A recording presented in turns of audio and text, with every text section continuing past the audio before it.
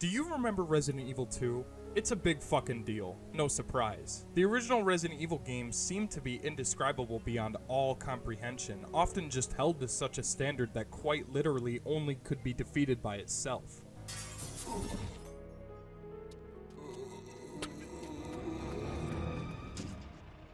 Guy's a maniac.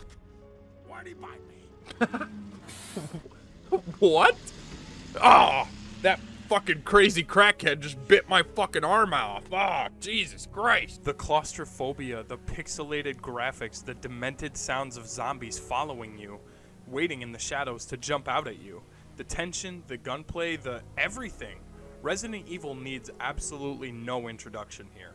If you're not a fan of the games, it's completely understandable depending on how you were introduced to them. Fortunately, I grew up with a mild opportunity to scare myself and piss in my sheets until I could stop having constant nightmares about the Resident Evil zombies. I'm being dramatic, of course, but I have a lot of personal memories with the earlier games. I'm only 24, but I was lucky enough to experience the horrors during my childhood, and what I witnessed became an ultimate obsession within a universe that I was both excited for and terrified of. My brother Dylan got Resident Evil 2 for his birthday long ago. I think it was 2002, actually. We had a PlayStation console that my dad had worked tirelessly to earn for us to have some way of rotting our demented brains. And when we finally got it, it was chaos. Constant fights between my fucking siblings over who gets to play next. God, I'm so happy I'm an adult now. Anyways, Dylan came into the room one day and he shows me a copy of Resident Evil 2.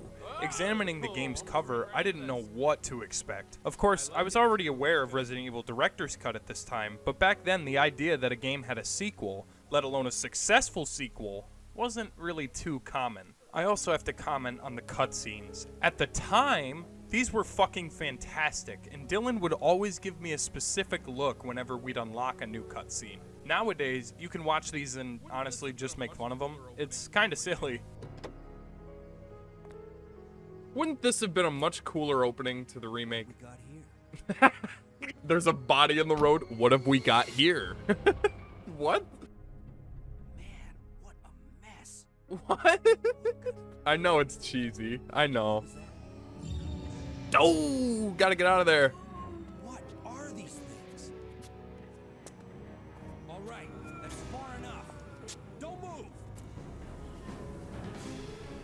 No! As cheesy as they were, I still think these cutscenes are fucking awesome. I mean, it's kind of a timepiece at this point. You can't ignore the fact that these cutscenes were a big fucking deal at the time, and they still kinda are. Oh, Leon, you forgot that fucking Zombieland rule. Always check the back seat. Dylan played Resident Evil 2 for probably an hour, and the entire time I had to keep exiting the room or hiding under my blankets because I was just in shock. Yes, we can all laugh at the graphics now and play it with no problem whatsoever for the most part, but when I was a kid, it was a totally different ballgame. Years have obviously passed since then, and it wasn't until 2 years ago that Brian had texted me and told me that there's a RIP for the game online, totally free and created by fans of the series. I jumped the gun and downloaded it immediately. Now, you might be wondering, what else is there to say about this game? Now that we're adults and we're basically past this pixelated poop fest, what more could be mentioned? Well, I don't have much, but I wanted to try to talk about why it was so fantastic to me, and why it still holds charm in the gaming industry 20-something years later. I don't think there's a single game out in today's market that mimics the original Resident Evil formula. Fixed camera angles give you an uncomfortable perspective, the amazing artistic display in each room, the overall ambiance. I haven't seen a single fucking game replicate this well by any means. I mentioned in the In Silence video that there were copycats of Resident Evil such as Fear the Dark Unknown, but how many times have you played that as compared to how many times you thought about playing Resident Evil instead? Case fucking closed. The puzzle solving was also very well done.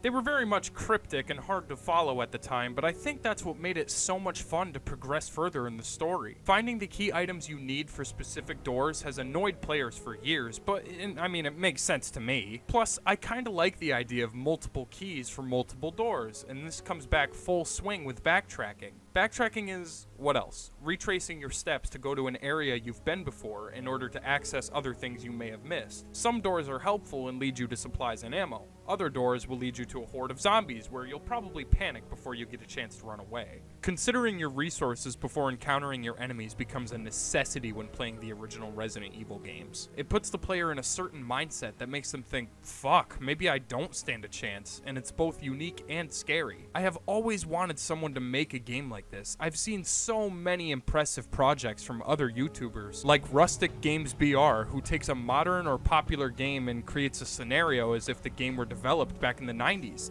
I mean, look at this. Dead Space in the style of Resident Evil. Holy fuck. That would be so interesting to play. It's not like it can't be done. I wouldn't even complain if it had pixelated graphics and some really good voice acting. You have the perfect setup, now we just need the execution. Unfortunately though, the demand for this type of game isn't necessarily minimal, but it's faint. Anyone I've seen attempt to make a game with this formula has failed or underperformed heavily, rightfully so. Resident Evil isn't necessarily the greatest zombie series of video games, but it's hard as fuck to compete against. This isn't Call of Duty or Battlefield or some shit like that, it's fucking Resident Evil. Every game has a consecutive storyline, and there exists a timeline that you can Google at any point and catch up with the lore. It's huge. And on top of that, the progression in the game feels raw. Nowadays we have autosave mechanics, and I'm not complaining against it, but I personally preferred a horror game where I could keep track of my progress myself, simply by loading a save and checking my inventory. Sure, it can make you angry sometimes when you die and forget to save at a certain point, but that's what we call learning. Even so, there's not really an objective blip or even a HUD, so a lot of people complain about having to open your inventory to check your ammo constantly. Well, if I were in the middle of a fucking apocalypse, I'm pretty sure I'd have to check my resources and ammo prior to making my next move, so that's not really an issue for me. And you think the resource management in the new games is definitive? Nice fucking joke. I forgot to laugh. In the old games, like in this one, you aren't allowed to discard items like health or ammo or anything. The only thing you can discard are keys when you finish using them, so you'll have to be very careful when considering what to take. Keep in mind, you can always come back. I hope you don't think I'm making this video for nostalgic purposes, because I'm not one of those people who says, video games were better in the 90s, bring back fucking Pac-Man and Atari, you inbred assholes. I just think that with what we have already been presented as gamers, there should be no excuse for an underwhelming performance in today's day and age. I'm not saying that every game that tried to mimic Resident Evil is bad, because I loved both of the Evil Within games. Hell, I would even go as far as saying I liked Song of Horror, another older horror game. I'm just saying, it sucks you don't see it very often anymore. In any case, there do exist some issues. Obviously, the voice acting at the time was really cheesy, but it's no argument that these characters are one of a kind, with Paul Haddad as Leon, a legendary role to play. But I mean, obviously as time goes on, you see how poorly these cutscenes have aged. I mean, Ada just took a fucking shot at Leon, a police officer, and he didn't even react. I'm surprised he didn't fucking gun her down. The movement has also been a widely discussed problem with the original games, often being referred to as tank controls. Personally, on keyboard, I've never had an issue with this. It feels comfortable and fluent to know that the W key makes your character walk forward, and D and S turn you in the direction you want to face. Although I understand that this has definitely stumped a lot of people, and I feel like there's always a better way to make your character move. Some of the characters contribute a lot more in the originals as well, at least in my opinion. Ben, a reporter from Resident Evil 2, is found locked up in a cell in both the original and remake. He doesn't contribute a lot of time in either game, but it's the way he talks and presents himself in the original that makes me love him more. I like how he has a cold yet fierce outlook, and he genuinely tries to help Leon here, all the while not understanding what's going on outside of the cell. In the remake, I felt like his part was too short, and although it was cool, it kind of fell flat to me. Like I said though, he's not an important character, so who cares? I don't think I've introduced myself yet. My name's Leon. I'm with the RPD. I guess I could spend all day going on and on about how fantastic Resident Evil is and how the original games defined the genre that it is today. Although it may be hard to compete against, it's doable. We need more games in this pixelated style, with horrific imagery and fixed camera angles. There's a game on my wish list that I plan on reviewing very soon, and I have a feeling it'll be a good one.